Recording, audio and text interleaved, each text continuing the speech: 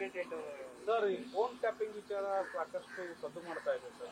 ಯಾರದು ಅಧಿಕೃತವಾಗಿ ದೂರು ಅಥವಾ ಈ ಹೇಳಿಕೆ ಏನಾದರೂ? ಇಲ್ಲ, ನಮ್ಗೆ ಯಾರೂ ಕೂಡ, ನನಗೂ ಯಾರು ಕೊಟ್ಟಿಲ್ಲ ಮತ್ತು ಯಾವುದೇ ಪೊಲೀಸ್ ಸ್ಟೇಷನ್ನಲ್ಲಿ ಕಂಪ್ಲೇಂಟ್ ಮಾತ್ರ ಎಲ್ಲೂ ಬಂದಿಲ್ಲ.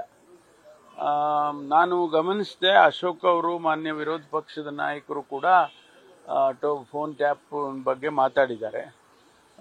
ಆ ರೀತಿ ಯಾವುದು ಕೂಡ ನನ್ನ ಗಮನದಲ್ಲಂತೂ ಖಂಡಿತವಾಗಿ ಇಲ್ಲ. ಅಂಥದ್ದೇನಾದರೂ ಯಾರಾದರೂ ನಿರ್ದಿಷ್ಟವಾಗಿ ಸ್ಪೆಸಿಫಿಕ್ ಆಗಿ ಯಾರಾದರೂ ಹೇಳಿದರೆ ಅದ್ರ ಕಂಪ್ಲೇಂಟ್ ಮಾದರಿ ಕೊಟ್ಟರೆ ಅದು ತಗೊಂಡು ವೆರಿಫೈ ಮಾಡಬಹುದು. ಸರ್, ಈಗ ರಮ್ಯಾರಾವ್ ಕೇಸ್ ರಿಪೋರ್ಟ್ ಕೊಡ್ತೀವಿ ಅಂತ ಹೇಳಿದ್ರು. ರಿಪೋರ್ಟ್ ಏನಾದರೂ ತಲುಪಿದೆಯಾ ಸರ್? ಏನಾದರೂ ಇಲ್ಲ, ನಮಗೆ ಕೊಟ್ಟಿಲ್ಲ. ಅಂದರೆ ಅವರು ಬಹುಶಃ ಇಂಟರಿಮ್ ಆಗಿ ಏನಾದರೂ ಕೊಟ್ಟಿದ್ದಾರೇನೋ ಮುಖ್ಯಮಂತ್ರಿಗಳಿಗೆ, ಗೊತ್ತಿಲ್ಲ. ಗೊತ್ತಿಲ್ಲ, ನನಗೆ ಮಾಹಿತಿ ಇಲ್ಲ. ಅದು ಚೀಫ್ ಮಿನಿಸ್ಟರ್ಗೆ ಏನಾದರೂ ಕೊಟ್ಟಿದ್ದಾರೇನೋ ಗೊತ್ತಿಲ್ಲ. ಒಂದು ವೇಳೆ ಅದು ಅವರು ಒಂದು ವಾರ ಸಮಯ ಕೊಟ್ಟಿದ್ದೋ ನಾವು, ಅದರಲ್ಲಿ ಏನಾದರೂ ಕಂಪ್ಲೀಟ್ ಮಾಡಿ ಕೊಡ್ಬೋದು ಅಂತ ಅಂದ್ಕೊಂಡಿದ್ದೇನೆ. ತನಿಖೆ ಅಂತ ಯಾವ ರೀತಿ ಗೊತ್ತಿಲ್ಲ. ನಾವು ಅವರಿಗೆ ನಾವು ದಿನನಿತ್ಯ ಚರ್ಚೆ ಮಾಡೋದಿಲ್ಲ. ಅವ್ರಿಗೆ ಕೊಟ್ಟ ಮೇಲೆ ಅವ್ರಿಗೆ ಒಂದು ವಾರ ಸಮಯ ಕೊಟ್ಟಿದ್ವಿ. ಅಷ್ಟರೊಳಗಡೆ ಅವರು ವರದಿ ಕೊಡಬೇಕು, ಗೊತ್ತಾಗುತ್ತೆ. ಸಚಿವರನ್ನ ಗೂಢಾಚಾರ ಮಾಡ್ತಾ ಇದ್ದಾರೆ, ಮೀಟಿಂಗ್ ಮಾಡ್ತಾ ಇದ್ರಲ್ಲ,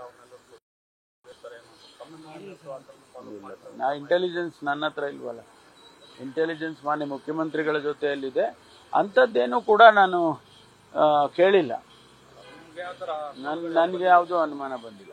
ಸತೀಶ್ ಜಾರಕಿಹೊಳಿ ಅವರು ದೆಹಲಿ ಏನೋ ಹೋಗಿದ್ದಾರೆ ಅಂತ ಅವರು ಗೊತ್ತಿಲ್ಲ ನನಗೆ. ಮುಖ್ಯಮಂತ್ರಿಗಳ ಹತ್ರ ಇಂಟೆಲಿಜೆನ್ಸ್ ಅಲ್ಲ ಸರ್, ಎಕ್ಸ್ಟರ್ನಲ್ ಇಂಟೆಲಿಜೆನ್ಸ್ ಮಾಡ್ತಾ ಇದೆ ಅನ್ನೋ ಅನುಮಾನ. ನೀವೆಲ್ಲ ಡಿನ್ನರ್ ಮೀಟಿಂಗ್ ಮಾಡಿಸ್ತಾ ಇದ್ದ ಸಮಯದಲ್ಲ? ಗೊತ್ತಿಲ್ಲಪ್ಪ. ನಾವೇನ್ ಅಲ್ಲ ರೀ, ನಾವು ಕದ್ದು ಕಳ್ತನ ಮಾಡಿ ಊಟ ಮಾಡೋದಿಲ್ವಲ್ಲ.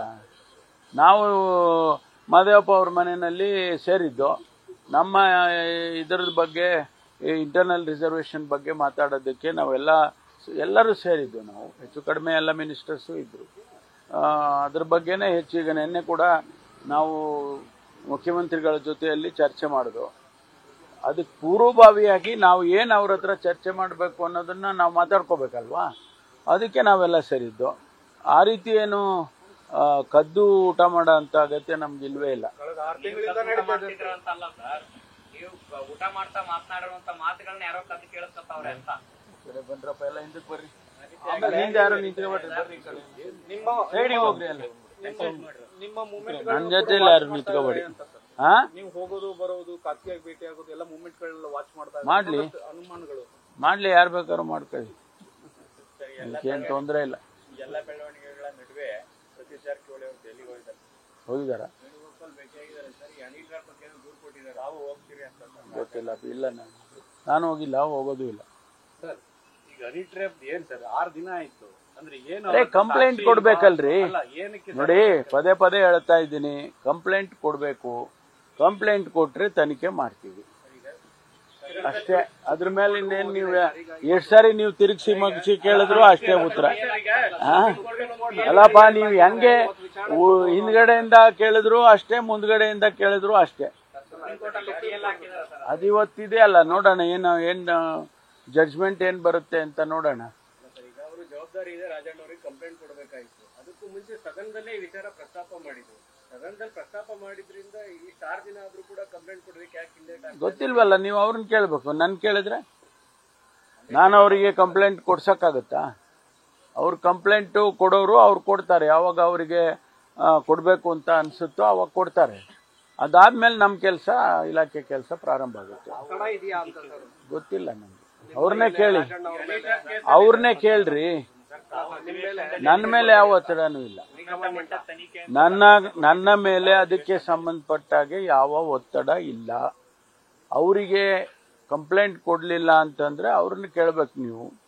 ಕಂಪ್ಲೇಂಟ್ ಕೊಟ್ರೆ ತನಿಖೆ ಪ್ರಾರಂಭ ಆಗುತ್ತೆ. ಗೊತ್ತಿಲ್ಲ, ಅದೆಲ್ಲ ನಂಗೆ ಗೊತ್ತಿಲ್ಲ. ನೋಡಿಯಪ್ಪ, ನನ್ನ ಕೆಲಸ ಏನು, ತನಿಖೆ ಅನೌನ್ಸ್ ಮಾಡಿದ್ದೀನಿ, ಹೌದಾ? ಮುಖ್ಯಮಂತ್ರಿಗಳು ಅದಕ್ಕೆ ಚರ್ಚೆ ಮಾಡಿ ಯಾವ ರೀತಿ ತನಿಖೆ, ಯಾವ ಮಟ್ಟದ ತನಿಖೆ ತೀರ್ಮಾನ ಮಾಡಬೇಕು. ಅದು ಯಾವಾಗ ಸಾಧ್ಯ ಅಂದರೆ ಕಾಸ್ ಆಫ್ ಆ್ಯಕ್ಷನ್ ಬೇಕಲ್ಲ. ಅದಕ್ಕೆ ಕಂಪ್ಲೇಂಟ್ ಬಂದರೆ ಮಾಡ್ತಾರೆ. ರಾಜೇಂದ್ರ ಅವ್ರಿಗೇನೋ ಅವಾಜ್ ಆಗ್ತಾರ ಅಂತ ಗೊತ್ತಿಲ್ಲ ಅದೆಲ್ಲ ನಂಗೆ. ಎಲ್ಲ ನೀನೆಲ್ಲ ಬೇರೆ ಇನ್ನೇನಾರ ಕೇಳ್ರಿ, ಸುಮ್ಮನೆ ಅದನ್ನೇ ಸತಿ ಕೇಳ್ತೀರಾ. ಈಗ ತಮಿಳುನಾಡಿಗೆ DCM ಕ್ಷೇತ್ರ ಪುನರ್ವಿಂಗಡಣೆ ವಿಚಾರವಾಗಿ ಹೋಗಿ ಬಂದು ಸಪೋರ್ಟ್ ಮಾಡಿ ಅಲ್ಲಿಂದ ಬಂದ್ಮೇಲೆ ಅಲ್ಲಿ ಸಚಿವರು ಹೇಳ್ತಾರೆ, ಜಲಸಂಪನ್ಮೂಲ ಸಚಿವರು, ಮೇಕೆದಾಟು ಯೋಜನೆಗೆ ನಾವು ಅನುಮತಿ ಕೊಡಲ್ಲ, ನಾವು ಕಾನೂನು ಹೋರಾಟ ಮಾಡ್ತೀವಿ ಅಂತ. ಇದಕ್ಕೆ ನಿಮ್ಮ ರಿಯಾಕ್ಷನ್ ಎಂತ ನಿಮ್ಮ ಸರ್ಕಾರದ್ದು? ನಾನು ಸರ್ಕಾರದ ಸ್ಪೋಕ್ಸ್ಮನ್ ಅಲ್ಲ. ನನ್ನ ಇಲಾಖೆ ಪ್ರಶ್ನೆ ಕೇಳಿ ಹೇಳ್ತೀನಿ. ನಾನು ಎಲ್ಲ ವಿಚಾರಗಳಲ್ಲೂ ಕೂಡ ನಾನು ಪ್ರತಿಕ್ರಿಯೆ ಮಾಡೋದಕ್ಕೆ ನನಗೆ ಅರ್ಹತೆ ಇದೆಯಾ? ಹೌದಪ್ಪ, ಎಲ್ಲ ಡಿಪಾರ್ಟ್ಮೆಂಟ್ಗೂ ನಾನು ಉತ್ತರ ಕೊಡ್ಲಾ? ನಾನೇ ಇದು ಸ್ವಲ್ಪ ಕೇಳ್ರಿ ನೀವು. ನನ್ನ ಇಲಾಖೆದ್ ಕೇಳಿ, ಬೇರೆ ಇಲಾಖೆದು ಸಚಿವರಿದ್ದಾರೆ, ನಾನು ಹೆಂಗೆ ಅವರು ಅದಕ್ಕೆ ಉತ್ತರ ಕೊಡೋದು? ಅದು ಚರ್ಚೆಗಳಾದಾಗ, ಸಭೆಗಳಾದಾಗ ನಮ್ಮ ಅಭಿಪ್ರಾಯಗಳು ಹೇಳ್ತೀವಿ. ನಾನು ಆ ಇಲಾಖೆ, ಈಗ ಪೊಲೀಸ್ ಇಲಾಖೆ, ಗೃಹ ಇಲಾಖೆಗೆ ಬೇರೆ ಮಂತ್ರಿಗಳು ರಿಯಾಕ್ಷನ್ ಮಾಡಿದ್ರೆ ಹೆಂಗಿರುತ್ತೆ? ಹಂಗೆ ಅಲ್ವಾ ನಮ್ಮ ಇಲಾಖೆ, ನಾವು ಬೇರೆಯವ್ರ ಇಲಾಖೆ ಮಾಡಬಾರ್ದಲ್ವಾ? ಯಾವ್ದರದ್ದು? ಹಾ, ಯಾಕಾಗಲ್ಲ? ಮಧ್ಯಂತರ ವರದಿ ಮೇಲೆ ನಿರ್ದಿಷ್ಟವಾದಂತ ಸಲಹೆಗೆ ಬಂದಿದ್ರೆ ಅದರ ಮೇಲೆ ಸರ್ಕಾರ ತೀರ್ಮಾನ ಮಾಡ್ಬೋದಲ್ಲ, ಅದಕ್ಕೇನು ತೊಂದರೆ ಇಲ್ಲ. ಅದನ್ನು ನಿನ್ನೆ ಚರ್ಚೆ ಮಾಡಿದ್ದೆವು ನಾವು, ಅದನ್ನೆಲ್ಲ ಚರ್ಚೆ ಮಾಡಿ ಸುದೀರ್ಘವಾದ ಚರ್ಚೆ ಮಾಡಿದ್ದೀವಿ ನಿನ್ನೆ ದಿವಸ. ಆಮೇಲೆ ಏನು ಜಸ್ಟಿಸ್ ನಾಗಮೋಹನ್ ದಾಸ್ ಅವರು ಅನೇಕ ವಿಚಾರಗಳನ್ನು ಪ್ರಸ್ತಾಪ ಮಾಡಿದ್ದಾರೆ. ಅದು ವರದಿಯಲ್ಲಿ ರೂಪದಲ್ಲಿ ಬಂದಾಗ ಅದಕ್ಕೆ ಆಕ್ಟ್ ಮಾಡೇ ಮಾಡ್ತೀವಿ. ಹೋರಾಟಗಾರನ ವಿಶ್ವಾಸಕ್ಕೆ ತಗೊಳ್ಳಿ ಅಂತ ಸಿಎಂ ಹೇಳಿದ್ದಾರೆ. ತಗೊಂಡೇ ಮಾಡೋದು, ಈಗ ಇಲ್ಲಿವರೆಗೂ ತಗೊಂಡೇ ಮಾಡಿದ್ದೀವಲ್ಲ. ಈಗ ಇಡೀ ರಾಜ್ಯದಲ್ಲಿ ಅನೇಕ ಹೋರಾಟಗಳನ್ನು ಮಾಡಿದ್ದಾರೆ ಕಳೆದ 25-30 ವರ್ಷದಿಂದ.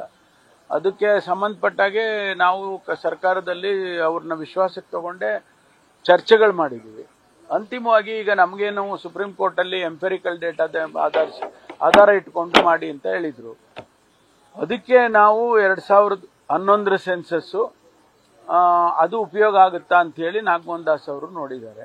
ಈಗ ಅವರು ವರದಿಯಲ್ಲೇ ಅದನ್ನೆಲ್ಲ ಅವರು ನಾಗಮೋಹನ್ ದಾಸ್ ಅವರು ನಿನ್ನೆ ಚರ್ಚೆ ಮಾಡುವಾಗ ಅದನ್ನು ಕೂಡ ಹೇಳಿದ್ದಾರೆ. 2011 ಸೆನ್ಸರ್ ಉಪಯೋಗ ಆಗುತ್ತಾ, ಸದಾಶಿವ ಆಯೋಗದ ವರದಿ ಉಪಯೋಗ ಆಗುತ್ತಾ, ಅಥವಾ ಇನ್ಯಾವುದಾದ್ರೂ ಡೇಟಾ ಉಪಯೋಗ ಆಗುತ್ತಾ ಅನ್ನೋದ್ರ ಬಗ್ಗೆ ಅವರು ಚರ್ಚೆ ಮಾಡ್ಕೊಂಡು ವರದಿಯಲ್ಲಿ ಕೊಡ್ತಾರೆ.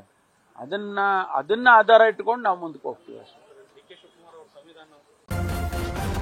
ನ್ಯೂಸ್ ಫಸ್ಟ್ ನಿರ್ಭೀತಿಯಿಂದ ನಿಮ್ಮ ಪರವಾಗಿ.